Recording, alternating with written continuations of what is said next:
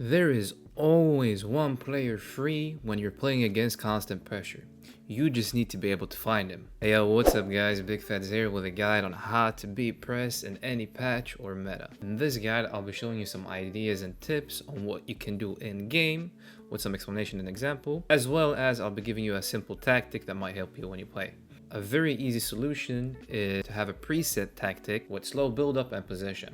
The more comfortable you are on the ball, the higher you can have the width. So what it does is it makes so your entire team stays close to you during the build-up phase, which means you always have options that aren't risky and unnecessarily direct. This gives you an easy way to play out of press and abuse the space the opponent leaves when he pushes up his team. Now, when it comes to in-game tips, under no circumstances do you want to turn when you're under constant pressure if there's anyone close to you. By doing so, you're inviting your opponent to win the ball. You're telling him, I'm opening a door where you might win the ball from me and counter immediately. Especially with how sluggish your players can feel when your opponent is using constant pressure. When you're playing, you take a touch backwards or you pass it on one touch. This way, you can also take advantage of the gap your opponent leaves when he pushes his player up to press you.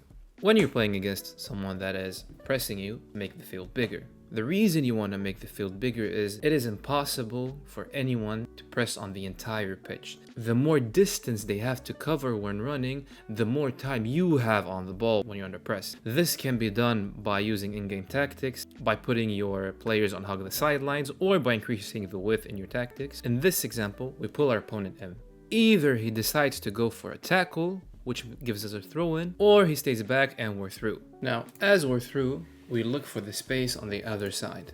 How we get there doesn't really matter. We want to use the time that space gives us. By making the pitch big, we're making it impossible for our opponent to defend because there's absolutely no way that he's able to run from side to side to side and actually win the ball. This also forces him to make mistakes. If you pay attention to how my opponent is moving his defenders, you can see that he's pulling them out of position more than is necessary because he's not able to win the ball even though he's using constant pressure. A very effective way of getting out of press, it's the call to meet and call to run. If you have a little bit of space but no option to pass, calling for a run forces your opponent to make a decision. Either he follows the run and gives you space to run into, or he presses you, which gives you an easy path to play out of. Usually this opens up for an easy decision. Now, calling for a player to meet is good when you have many half-decent options but no clear one. In this example, our safest option is the guy on the wing. However, if he receives the ball, he's isolated and easy to pressure. Calling him in gives him a fast and easy option in the middle when he receives the ball. The run he makes, because we call him to meet, makes it so we can progress up the pitch safely. By drawing your opponents in to your backline or goalkeeper, you open up a gap between your opponent's defense and midfield. In this example, we pay attention to his players. We see how they move up, which means there's a huge gap between his defense and midfield, so we cross to it. By doing this, we've already beaten his first and second line of pressing. Now this is a very straightforward and effective way. Go over your opponent, not through. Unless your opponent knows how to fly, the L1 cross is one of the most effective and easy ways when it comes to beating the first line of press.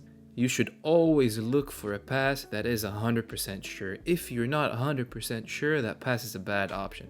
One of the most common mistakes you see when people are playing against pressure is they want to get up the pitch so fast to relieve pressure, so they force passes upwards, which is the main reason they lose the ball.